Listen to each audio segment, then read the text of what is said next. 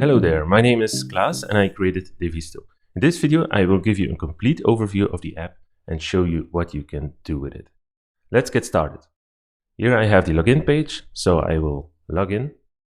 And the first thing I see is a dashboard with all my projects. There's an important thing to know is that Devisto is a hosted project. It's a hosted platform in the cloud where you create sites, and with one login you can create and manage all your websites. Here I have an overview of all my own projects. There's a lot of demo projects right now, but here you can create new projects, duplicate them, delete them, and so on. Let's create a completely new project here. I click Create Project and I give it a name, for example, Demo Screencasts. Click Create Project, and as you see, the system will go through a couple of steps and in fact install a completely new Laravel application in a Docker container. And here we have it. Now we are in the admin panel of our new project. The first thing we see are the pages of our new project, but on the left hand side you have a couple of more sections like tables, globals, assets, and mails. And this first block is all about content and will also be used by your client, for example, to manage their content of their project. The second block is about coding. So for you as a developer to code the complete website, you have views, Livewire, CSS, and JavaScript. And then lastly, you have also a thinker environment to test things out and some settings. On the top of the screen, we have our top bar where we can see the recent projects we accessed in the system. We also have a search field to search whatever we want in our project, which can come in very handy. We also have a way to open a preview. This is a preview window inside our admin. We can open the website in a new tab. We can open our code in VS Code. We can access publish settings to publish our website on a custom domain. We can access all documentation from here and also our account setting. In the page section, you see an overview of all the pages of your project. Here you can see all the access points, all the existing URLs of your website. If you compare it to Laravel, here is in fact your routes file. Let's create some pages. Create page. Let's call this page events. Then we also create an about page and a contact page. And you see here the URLs are correctly formed. We can also create subpages, for example, a theme page under the about page. We save it, and now we see this page appear here as a subpage of the about page. In this column here, we see which view is rendered per page. Right now, every page renders the same view. Let's go and take a look at it. We can edit resource, and then we jump to the view section here and to the view that is linked to the page. And we see it extends a master template and it just outputs an H1 with the page title. How does that look in the browser? Well, let's go back to pages. Let's right click on some page and click open in preview. Now we see we are on the events page. We have just an H1, which is not styled right now, with the page title. And that is the case for every page, as you see. Of course, you can open every page also in the new tab. You just right click and choose open a new tab, and there you go.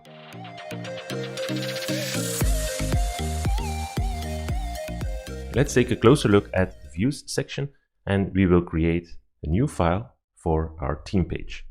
I choose create new file and type about/theme.blade.php. That is the name of our new view, and as you notice, I also immediately indicate in which folder my file must exist. And Devisto will automatically create that folder if it doesn't exist yet. Here we have our new file. It's just a default template here. And now we can change our page, our theme page, to that new view. If you preview the page, we see this view is rendered. And when I change the view and save, you see that the preview refreshes automatically and our new view is applied. Maybe you noticed the blue dot here in the sidebar. Whenever I change a file, a blue dot appears to indicate that this file has been changed but not yet saved. Only when I save, the blue dot disappears My changes are persisted to the database and the preview will refresh. But you will never lose any work. If I change something and I have the blue dot here and I didn't save yet, even if I close my browser or refresh the page, my changes will still be there, but they will not be applied to the website.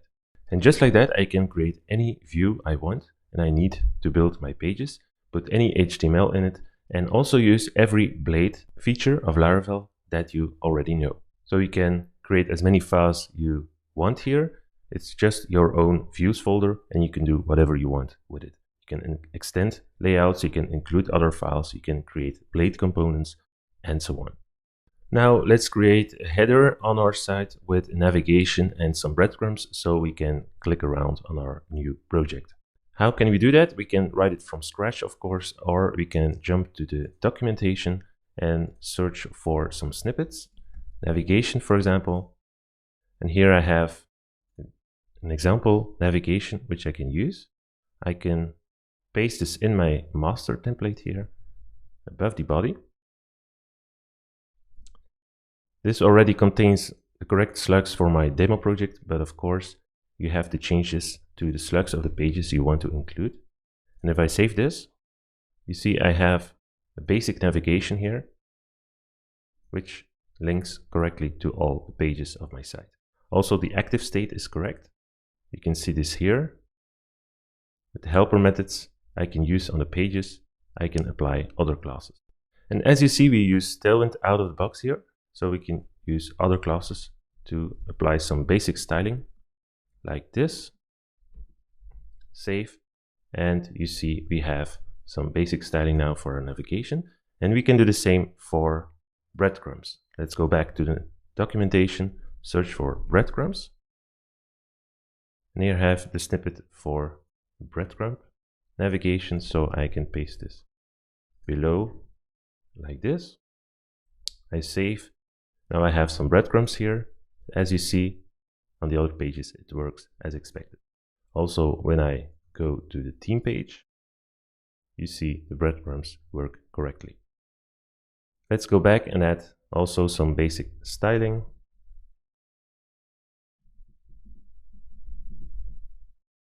Just like that.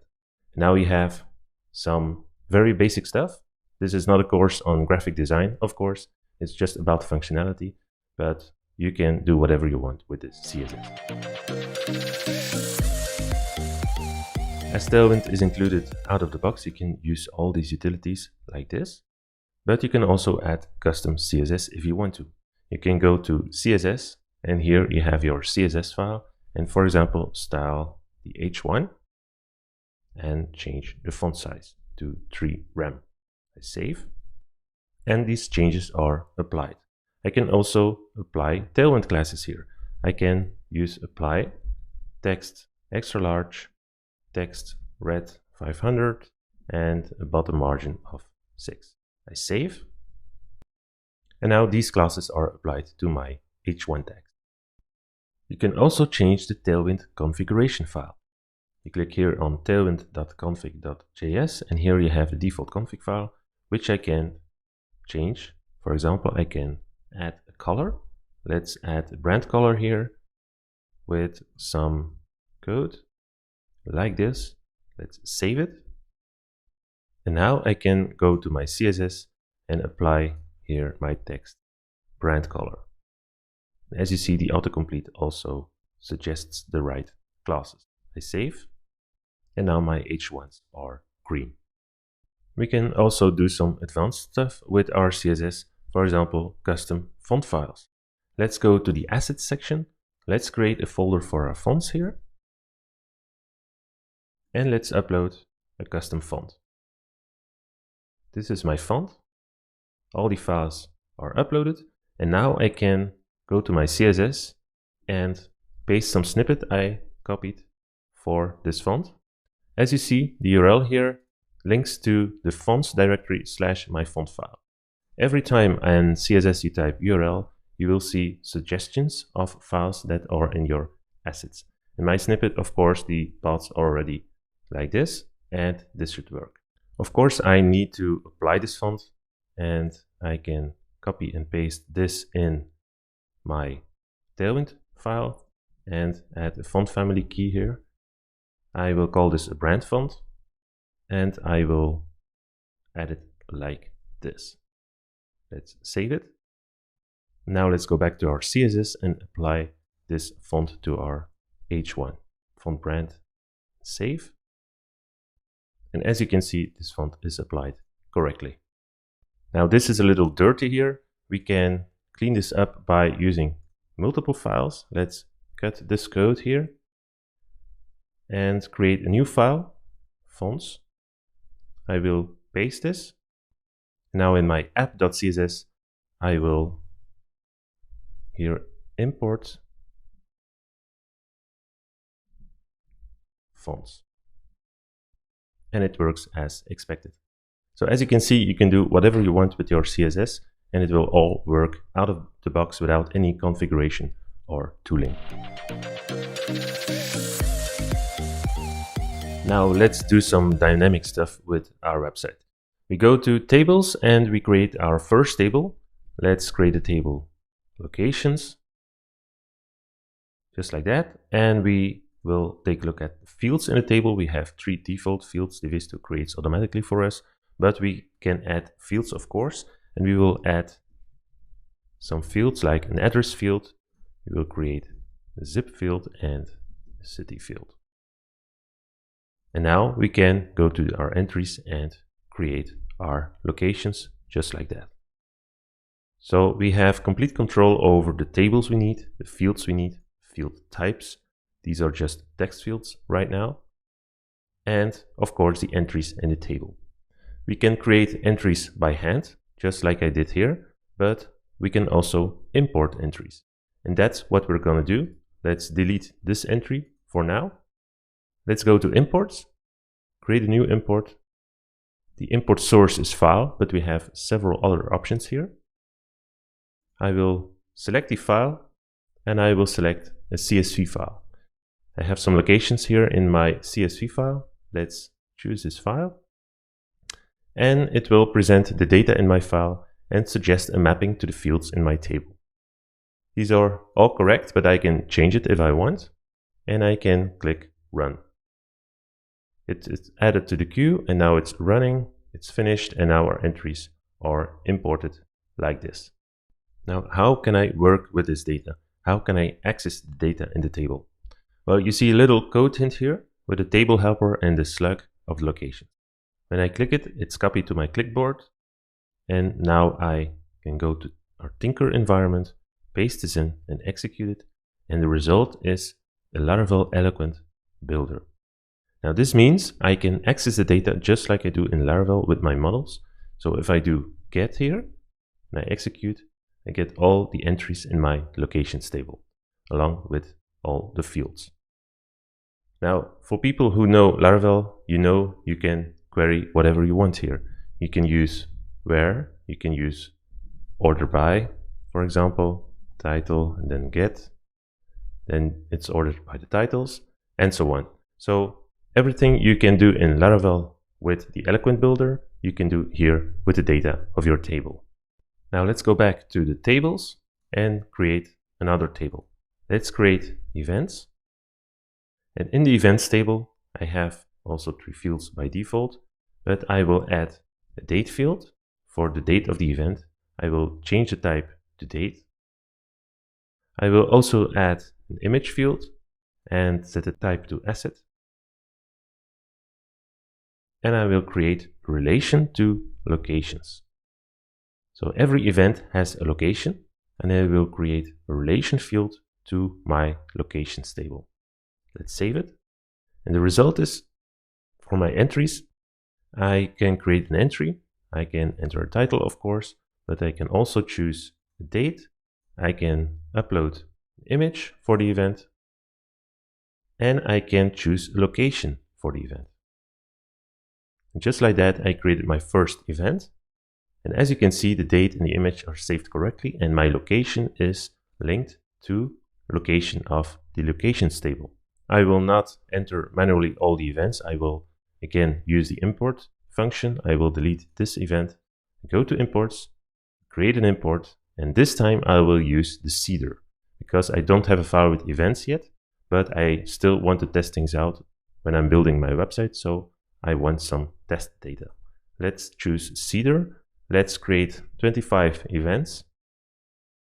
I want a fake title of 25 characters. I want the publish field to be the default. I want a fake value for my date field between now and 3 months from now. I want a fake value for my image, and we use Unsplash for this, so we can search, for example, for keyword event to have some event pictures. And I also want a fake location, which is selected randomly from the locations table. Click Next. And now Devisto will generate an import file for us with some fake data. Let's run it. And that's finished. And just like that, we created 25 fake events with a fake title, a fake date, a fake image, and a random location. Now let's tinker with this events table. Let's copy this. Let's go to Tinker and get our events. As you see, we get some extra data here. For example, the image, we get an asset object with all the info of the image. And we also can access, if we query the first event, for example, we can also access the location. So if I do arrow location, I access in fact the relationship to the locations table, and I get the locations object. I can do several things here. I can use Laravel methods to query the locations. For example, this will get only the events that have a location. Or I can use other methods of Laravel, for example, to eager load the location with location get. And now the location will be eager loaded with every event in the collection. That's for performance reasons, because if you want the location for every event in the loop or something like that, it's better to eager load them in one go with the events.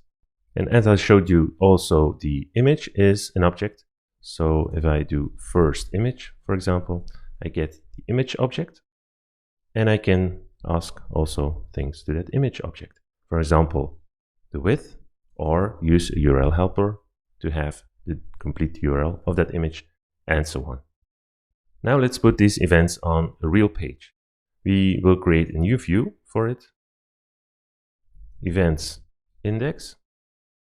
In that view, I want an overview of all the events on my website. I will open the documentation and search for grids. Here I have several examples to build a grid with the Tailwind utilities. I will choose this one with 3 columns. Let's paste this in. And in the for each loop, we will change this to table events. I will order it by date, for example, get my events, change this to an event variable, and now I can use this variable, for example, to output the event title. Now I have my view, but I have to change still my page and link it to this new view. Let's preview the page. Now we see we have a grid of 3 columns. It's completely responsive, of course, so it jumps to 2 and 1 column when the screen gets smaller. But as you see, we have our grid with our event title. We can also use the devices feature of the preview by selecting, for example, the laptop device. And now we see how the website is shown on a screen of 1024 pixels wide. No matter how big my preview is, this version will always be shown. It will just show a smaller version when it doesn't have the space for it. Right now we are at 45% of the real size of the website. We can also select multiple devices, for example, laptop and mobile. Now we have those two next to each other. Again, they will adapt on the size of the preview, and I can also click around. As I click around, both will change like this. Let's go back and choose responsive again, and now we are back at 100%. So it's how the website is shown in real life, and it's completely responsive like this. Let's go back and add some extra stuff here. Let's add the date. We will have to wrap it in some text, so let's try h3 here. And for this one, just a div. Now we have the date. It's not formatted, but we use Carbon objects, so we can just do something like this. And we have our formatted date. And of course, we can style it with Tailwind. We can say text small, text gray. Let's take 300. Let's take 500, like this. So now we have our date here and our event table, but we also want the image, of course. And we can import the image with a special blade component provided by Devisto out of the box. And it looks like this. And that's all I have to do to import the image in my page. Instead of the normal image tag, you use x-image and you give it a dynamic source of the image object of your entry. And now we have our images. But why do you need to use this x-image and not just use a regular image tag? Well, it's because this component will do several things under the hood. For example, if we inspect this, you will see it's not just an image tag with one source. It creates a source set for you, and it will create several sizes of the same image to make sure that the performance on every screen size is optimal, and your page speed score is also the best it can be. As you will see, some images will be larger, so it's not very clean right now. And therefore, I normally use the aspect ratio utilities of Tailwind, so I can do something like this.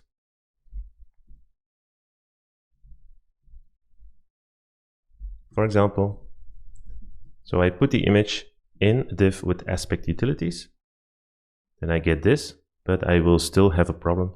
As you see, the image is transformed here, so I will have to add a class of object cover to fix this. And now every image should be displayed correctly. Now we have a pretty decent overview of our events on our page here, but now we want to add a detail page for every event. Now, how do we do that? That's where dynamic pages come in. Now let's take a look at dynamic pages and how we can use them to generate dozens of pages automatically without much effort. Let's first create some views we will need. I will create an events location page and also an events detail view. Okay. Now let's go to the pages and create some new pages here. Create page. Let's create a location page. Let's select our new location view. Let's put it under the events table, and in the URL tab, I will make the URL dynamic. I will link it to the locations table. And just like that, I created a dynamic URL /events/ and then a location, the slug of some location. But this is not one page. This will represent a page for every location in the locations table. Let's create another page, event. And let's choose events detail as the view and the parent, the recently created dynamic location page. Also, let's make this dynamic and link it to the events table. Right now we have a nested dynamic page. This has a location in it, but also the event. And as there is a relation between events and locations, every event has a location. This will correctly work because here will be the slug of the location of that event and here will be the slug of the event. Now, how do these URLs look? If we right click on this page and do open a new tab, you see it will use the first location in our locations table to use as a preview. You can also check this one out. And here we have events/location slug and an event slug. So as you see, with little effort, I can create dynamic URLs. Now let's go to our tables, and here I can also access the URLs. For example, for this event, I can open a new tab and you see it correctly generates the URL. And this works for every event like this. Let's take one with another location. And here we see location is correct and also the slug of the event is correct. Now on the events detail page, I see just an H1 with event. Of course, I want here details of the event itself. So let's go to that view. And here we can use entry title instead of just the page title. The entry helper will always return the current entry if you're on a dynamic page. So if I refresh this, you will see my h1 is now the title of the event. I can do extra stuff here. I can add the date of the event, for example, like this. Let's format it also just like we did in the overview. And now my date is here. I can also do the location. So I can do location title. Now I have my location. Of course, I can do extra stuff here and do whatever I want like this. Okay, let's finish this and add a date label here. So we have this. And as you notice in the title tag, there still is just the page title. How can we fix this? Well, we have extra helpers for this. We can insert a PHP block and use the meta helper of Devisto and say title is in fact entry title, like this. Now if I refresh and let's close the other ones, I see the title of the event also in my title tag. There are a lot of methods on the meta helper you can use to output whatever metadata you want, and you can check the documentation to learn more about it. Now the next thing we want to do is, if we go back to our overview of events, we still don't have a link to our events detail page. So let's add that.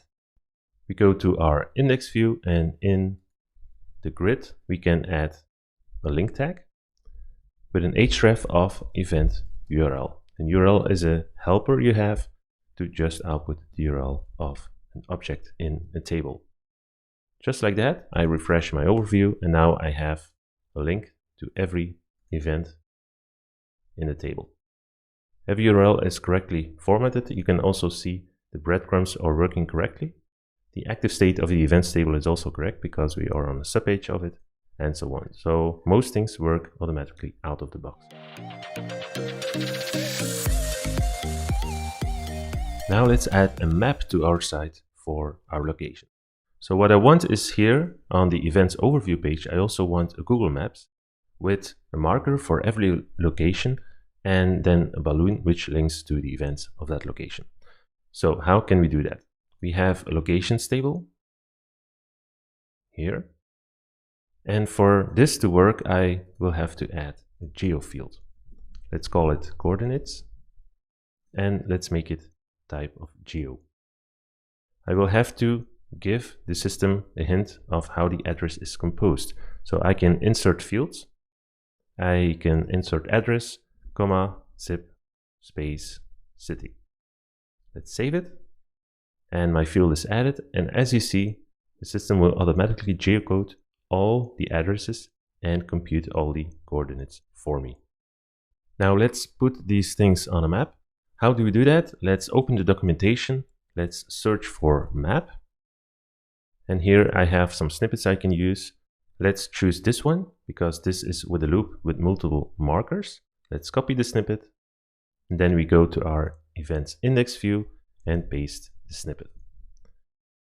Table locations, this is correct. I have a marker for every location with the coordinates, and here I will have to change this to title instead. Let's go to our events overview, refresh, and any luck, yes, we have a map of all the locations in our table. In every balloon, you see the name of the location. Now, what we can add here is also the address, for example. So we can do address and then also the zip and the city, like this. Space, save. So we have the full address. And we can also link to the location page. So here we can add a link tag, location URL, view events. Save, refresh, and here we have our link tag, events. We click it, and we see we arrive on the correct page. But this page is still empty for now, And of course, we want an overview of events of this location on this page, but we already built an overview of events here on this page. So what we want to do is reuse this event for just the events of location on the locations page. And we can do that with blade components.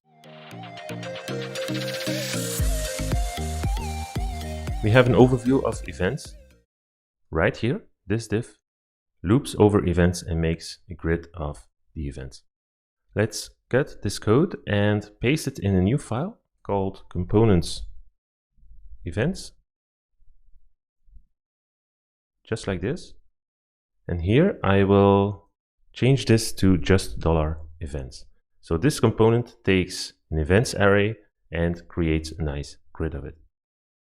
Now we can use this component everywhere in our views, just like this, x events, and then pass the events we want to show. Let's save it, let's refresh our overview, and we have the same overview. But now we can use this same component in our locations table.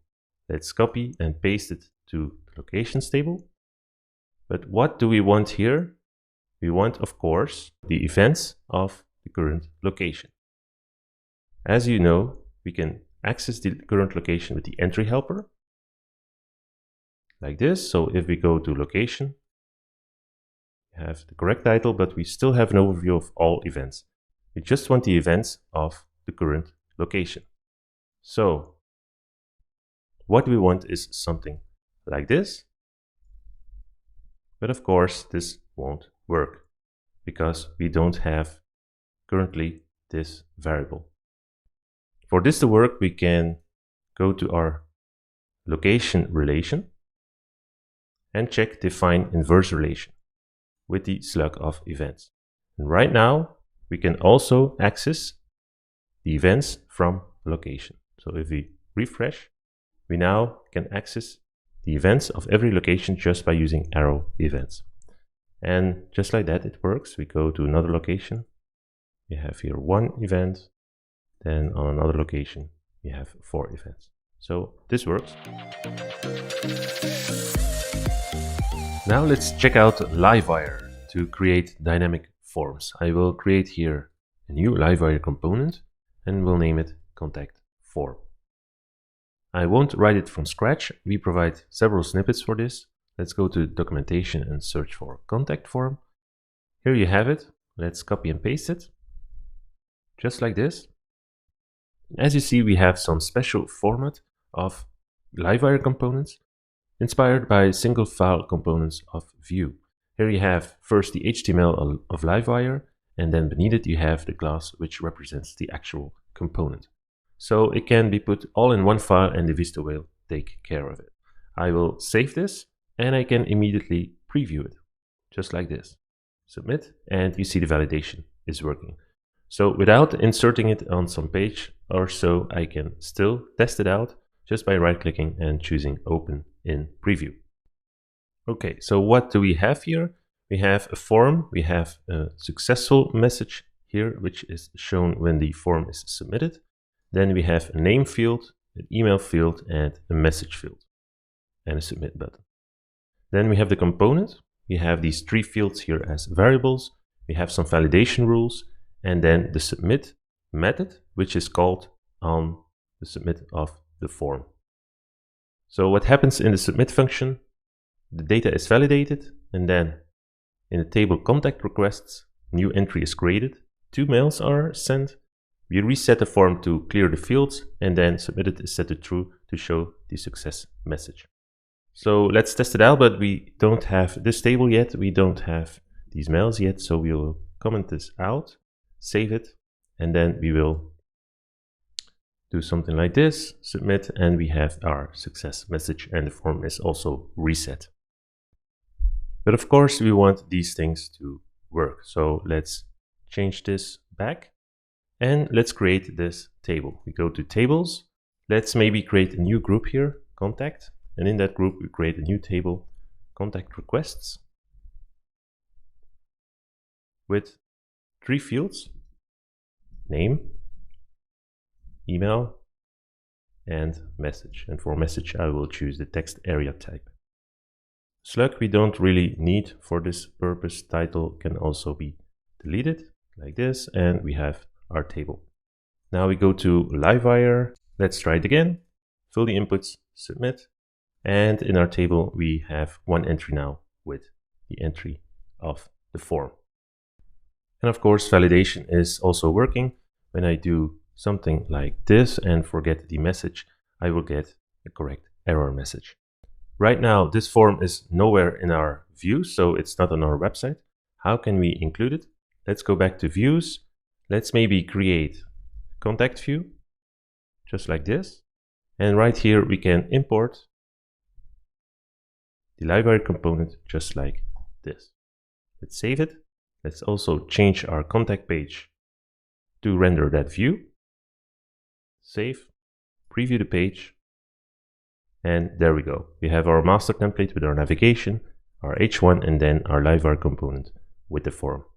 Of course, the styling of these fields are very basic. We use the Forms plugin of Tailwind, and you can customize it like you want. For example, go to the name field, and here you can add classes like this. Now we have rounded corners. Or of course, you can use the form input class and put it in your CSS with some classes you apply and so on. And now we want to also send out the mail. You see, we access here a mail called contact request. We add some parameters, the data of our form. We specify to which address it has to be sent, and then finally we send it. Let's go and create that mail. Let's go to mails, create mail, and then give it a name, contact request. Slug will be contact request, which is used in the Livewire component. Let's add the needed parameters here. That's email, name, email, and message. Like this. Subject, let's call this contact request on website. And here I can choose which body I want to use for the mail. I can just type some text, but here we will use Markdown and save it. But we need to create first a view. So let's go to views. Let's create a view mails contact request. And here we can paste some Markdown. In the documentation you find several snippets for this. So let's search for Markdown. I will copy this. Let's paste it in. Let's save it, and let's change our mail to render that Markdown plate file like this. And we can also preview our mail. So here you see a preview of that Markdown, how it's rendered. There are several examples in it, some text, title, button, a panel, a table, and so on. We just need this section, so we will go to the view. Let's close the preview for now. Let's delete the table, the panel, the button. We don't need it. Like this, we just need some data. Okay. And let's go back to mails. Let's see how that looks. We have just this. That's perfect. Let's go to Livewire, and here we see it will be sent. So let's try it out. Let's preview the Livewire component. Let's fill this in and submit it. And let's check the mail log. Now we can go to mails log, and we see that this mail has been sent just now with this subject, and the status is green. So it has been sent successfully. I can also send mails manually. If you go to mail, you can choose send test. Say I want to send it to myself, for example. I want to add some parameter values and send it. Sent successfully, and in the log I see it was a test and it's sent. Okay, so we didn't touch any JavaScript until now, but of course you can do the same with JavaScript as you can do with CSS. You can go to JavaScript section here on the left hand side, and then you have your app.js file, which you can use to import external libraries. And we give you a hint here by default, for example, importing Alpine.js from the Skypack CDN.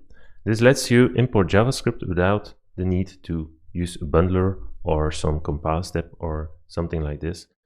It's just very easy. You go to skypack.dev and you search for some package, for example Alpine, And here you can see how you can import it just like this. And this has the same effect as you would do with the normal node modules folder and a bundler and stuff like this. But it's much more easy because it just works out of the box. All you need is this one line of code. Let's try another package, that's AOS. Animate on Scroll, a much used package for scroll animations on websites.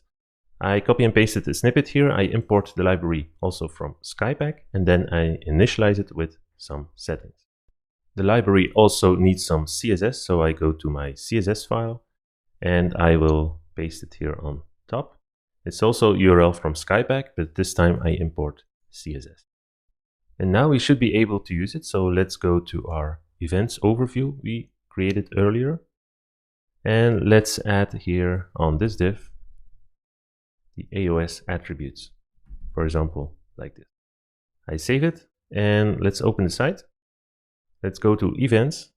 And when we scroll to the bottom, there it is, the scroll animation. If I refresh, we also see scroll animation. So this is an example of using an external library inside your project. And the same method applies to, for example, importing slider components, fancy box, and stuff like that. The vision of Devisto is to keep the base platform as simple and clean as possible and not bloated with included libraries like jQuery, some slider libraries, or fancy box and stuff like that. If you need them, you can import them with the method I just showed you. But like this, you have control over every single code that is generated for your project.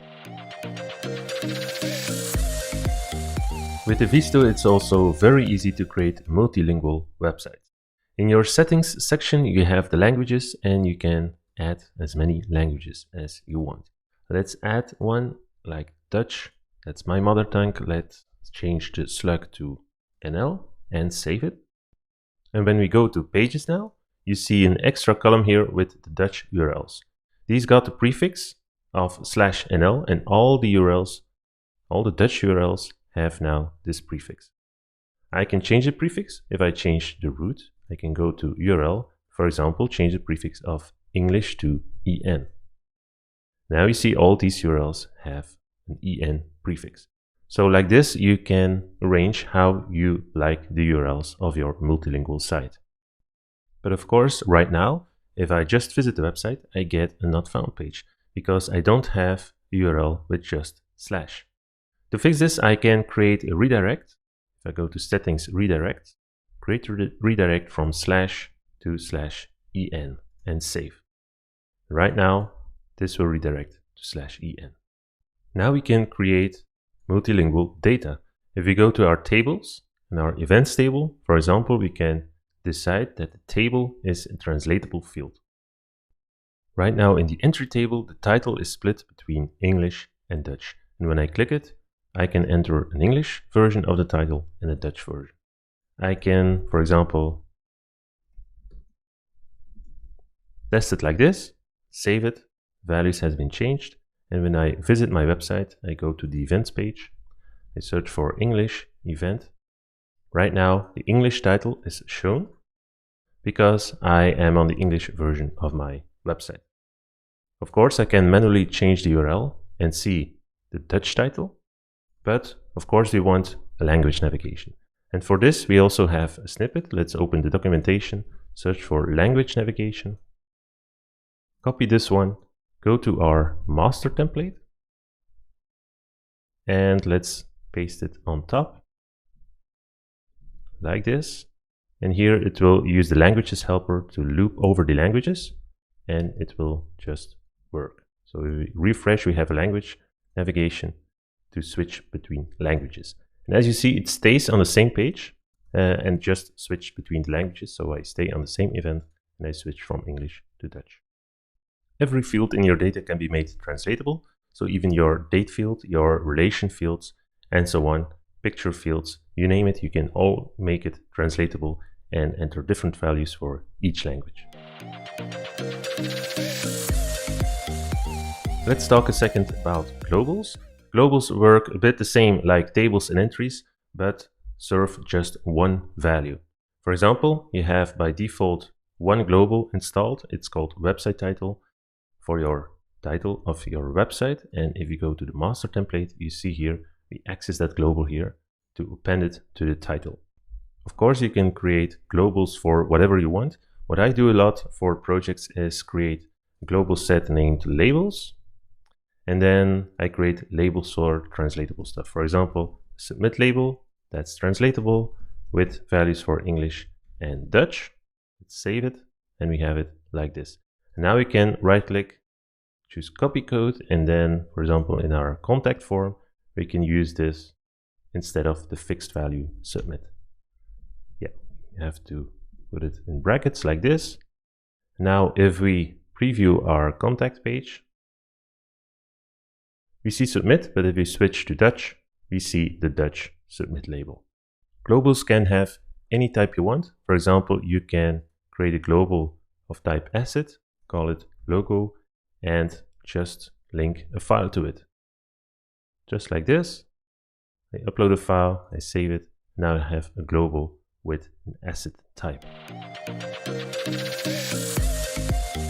Let's return a second to the metadata you can insert. We have the meta helper on which you can call several methods. So there is a lot available for you to register metadata, and all you register can be output with this directive. You just put it in your head and it will render all what you registered on the helper. For example, let's try a favicon. So I can use a favicon method here, and I can reference an asset I upload in my assets folder. Let's upload an example here. I have this image uploaded like this, and now I go to my views, and now I can reference it here just by entering the file name. Let's save it. Let's go to our website, and we see our favicon here. And if you take a look at the source code, you see we generate all the needed tags to make your favicon work on every platform. And related to metadata is the sitemap also. So if we go to sitemap.xml after your domain name, you see we generate the sitemap for you automatically, also with all dynamic URLs, with localized URLs. So we have all the English URLs and here the Dutch ones. So this is something you don't have to worry about. It goes all automatically for you. In this final part of the demo, we will publish our website to a custom domain. So if you're ready for publishing, you can click this little rocket here. And this shows us the status of the website. Currently, it's unpublished. So we just have a staging version of our website. It's on a subdomain of devisto.com. And we don't have a production version. We can click Publish Now to publish the project. And what happens now is Devisto will create a complete duplicate of this site and put it in a new container in a production environment. Right now it's published, but we don't have linked any domains, so we have to do it now. You can find your domains always under the settings section. Let's create a new domain here. I created a test domain just for testing. It's called devistotest.com, and I will make it my primary domain. Let's save it.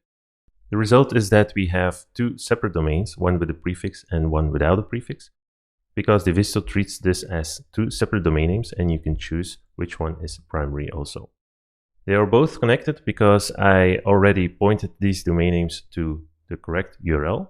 And let's test things out. So if we go to devistotest.com, we see our website just on this domain name, and everything works as expected. As you see, HTTPS is something that is automatically handled for you, so you don't have to worry about SSL certificates or all that stuff around it. It's all done for you. When you add a domain that is not correctly pointed, let's add a fake domain here.